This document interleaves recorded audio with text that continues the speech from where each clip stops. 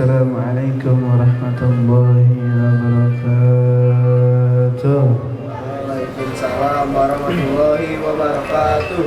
Alhamdulillah nahmaduhu wa nasta'inuhu wa nastaghfiruh wa na'udzu billahi min shururi anfusina wa min sayyiati a'malina. Man yahdihillahu fala mudilla lahu wa man yudlilhu fala hadiya lahu. Asyhadu an la ilaha illallah wa asyhadu anna Muhammadan 'abduhu wa rasuluh. Allahumma salli wa sallim wa barik wa karim ala sayyidina wa habibina wa syafi'ina wa maulana Muhammadin wa ala alihi wa sahbihi ajma'in, amma ba'd. Puji serta syukur kehadirat Allah Subhanahu wa taala yang telah memberikan kita beribu-ribu macam nikmat iman, Islam serta sehat walafiat, sehingga kita dapat berkumpul dan bermuajahah di tempat yang insyaallah barakah ini. Salawat teriring salam marilah kita curahkan kepada junjungan Nabi besar Muhammad sallallahu alaihi wasallam, daripada keluarga dan sahabatnya, kita selaku umatnya semoga mendapatkan syafaat beliau di yaumil akhir nanti. Karena hanya syafaatlah yang kita harapkan di akhir nanti, hanya syafaat Rasulullah sallallahu alaihi wasallam. Dari saya di sini panjang lebar 5-10 menit kira-kira. Oke. Itu tentang sabar. Makna sabar. Apa itu arti sabar? Sabar itu secara bahasa berarti al-habsu. Al-habsu apa artinya? Yaitu menahan diri. Sedangkan secara syar'i atau secara istilah, sabar adalah menahan diri dalam 3 hal. Apa 3 hal itu? Yang pertama yaitu as-sabru ala ta'atillah, sabar atas ketaatan kepada Allah. Yang kedua, sabar atas hal-hal yang diharamkan oleh Allah Subhanahu wa taala. Dan yang ketiga, atas takdir Allah yang dirasa pedih atau pahit. Yang pertama, sabar atas ketaatan Allah Subhanahu wa taala. Kita sabar atas kita taat kepada Allah Subhanahu wa taala, kita melakukan apa yang Allah perintahkan. Allah perintahkan salat, kita salat. Allah perintahkan puasa, kita puasa. Allah perintahkan zakat, kita zakat. Allah perintahkan apa lagi? Haji, kita haji. Belum tentu kalau ada duitnya. Ya. Semua itu kita sabar, kita lakukan setiap hari. Salat 5 waktu, 17 rakaat setiap hari. Itu kita lakuin nggak? Kadang-kadang. Nah, kita sabar dalam melakukan sholat. Coba dulu pas Rasulullah Isra wal Mi'raj, sebelum dilaksanakan sholat 5 waktu, Allah perintahkan sholat 50 waktu. Sanggup gak kita? Belum tentu sanggup. Yang 5 waktu aja belum sanggup, yang 5 waktu belum sanggup, sunnahnya juga belum tentu dilakuin. Ya, apalagi 50 waktu belum tentu kita sanggup. Betul. Apalagi Dimas, panitia sholat, dirinya nggak sholat. Pantesan kata Ustaz Aji kena ajab. Yang kedua, sabar atas haramnya yang Allah larang. Apa yang Allah larang? Banyak. Maksiat, makan makanan yang haram, melihat yang haram. Banyak yang Allah larang. Kata Allah, la taqrabu zina, janganlah kamu mendekati zina. Itu yang Allah larang. Deketin aja nggak boleh, apalagi kita lakuin. Banyak gak yang gitu? Banyak. Nah, terus apa yang Allah, makanan yang Allah larang? Apa aja yang Allah larang makanan? Yang Allah haramkan dalam Al-Quran, al-khinzir, yaitu babi. Sekali ada lagi anjing, itu yang Allah larang, kita jauhin. Nah, kita jauhin, jangan kita makan. Mau cobain, kayaknya enak tuh nonton TikTok kriuk-kriuk. Nah, jangan, kita jauhin. Nah, yang ketiga ada lagi kata as-sabru ala bala, sabar atas timpanya musibah kita. Allah kenain kita musibah. Sekarang lagi musim hujan, Allah timpa kita banjir, di mana-mana banjir. Kita sabar.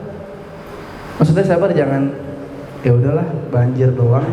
Jangan. Kita sabar, alhamdulillah masih Allah kasih kita hujan, masih kita Allah kasih keberkahan. Jangan kita menilai hujan itu sebuah musibah. Emang ada dua perkara, musibah atau kebaikan. Kalau kena hujan, kita panas mulu, kemarin aja sampai kering tanah kan. Air ada di daerah itu enggak ada air sampai sholat istisqa. Nah itu tergantung, hujan bisa menyebabkan kita keberkahan, hujan juga bisa menyebabkan musibah. Nah itu kita harus sabar. Ada nih kisah dari Abu Qasim. Abu Qasim adalah orang yang memiliki sepatu banyak tambelan. Ada suatu cerita, Abu Qasim orang kaya nih dia. Waktu itu dia pergi ke toilet umum. Toilet umum. Nah di toilet umum itu karena sepatunya bolong ditambal, sekali bolong ditambal lagi, bolong ditambal sampai sepatunya itu bebel. Sepatunya itu berat. Nah, pada saat dia ada di kamar mandi umum, temannya bilang, "Ya Abu Qasim, kenapa kamu gak ganti sepatu? Kamu kan orang kaya, sepatu kamu udah ditambal-tambal tuh." Terus akhirnya Abu Qasim pergi ke kamar mandi nih. Abu Qasim pergi ke kamar mandi. Di kamar mandi, di rak sepatunya itu ada sepatu bagus, baru. Pikiran Abu Qasim, wah ini temen gue beliin gue sepatu nih. Nah, gak taunya ya udahlah, akhirnya disangkanya dia beliin sepatu, dia ambil tuh sepatunya. Nah, gak taunya keluar tuh hakim. Nah, keluarlah hakim, nanya lah, sepatu gue kemana nih? Terus temannya Abu Qasim melihat, wah ini sepatu Abu Qasim nih.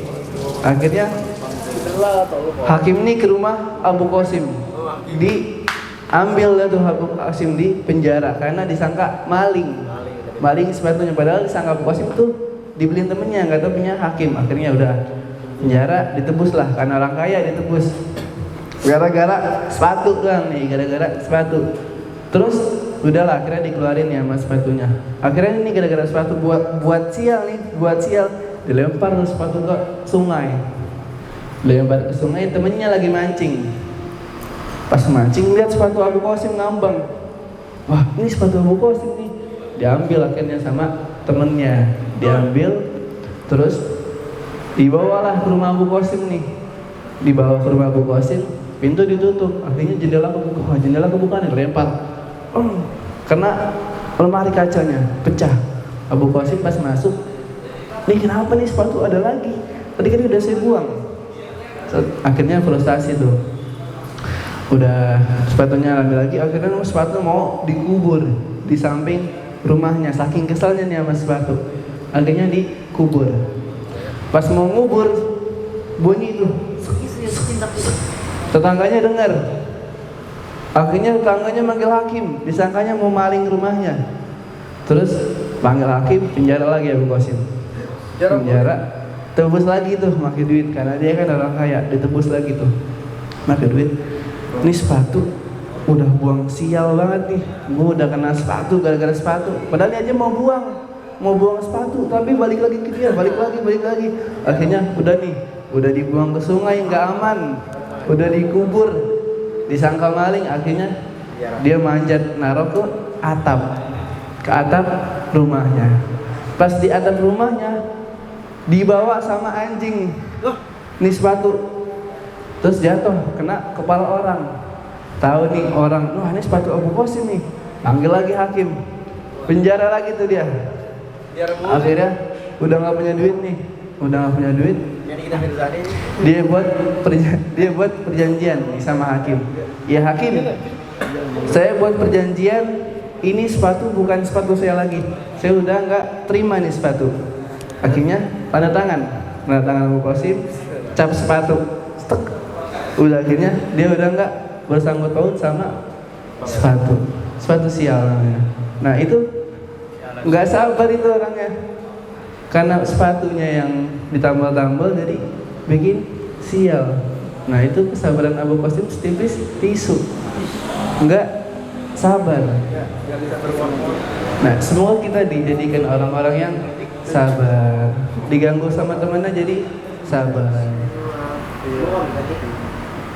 Beda. Ya mungkin itu aja. Kurang lebihnya mohon maaf. Bila ada yang kurang mohon maaf. Wassalamualaikum warahmatullahi wabarakatuh.